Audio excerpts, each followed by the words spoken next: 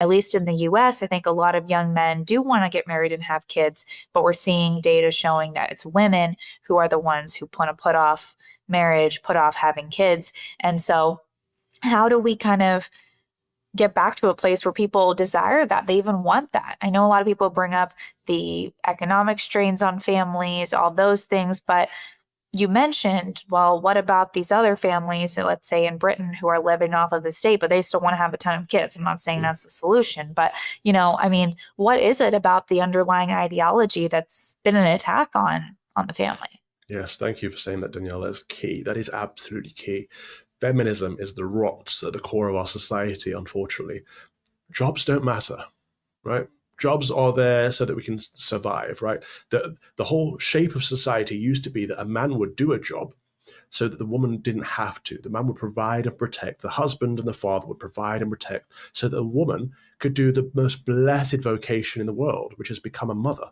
There's nothing greater than that. And the purpose of that is to go forth and multiply, is to create more good Christians in the world. And the job of a mother is to raise her children. But unfortunately, we live in a society where women have been convinced that actually, no, it's not their job to raise their children. Just hand your children off to childcare or hand your children off to the state, and you should go and work and make money. Why? What's important about working? What's important about making money? You can't take it with you, right? Your soul you take with you. Your children's souls you take with you. The whole purpose of parents is to make sure that your children are saved, to make sure that they're good Christians, that they're going to go to heaven.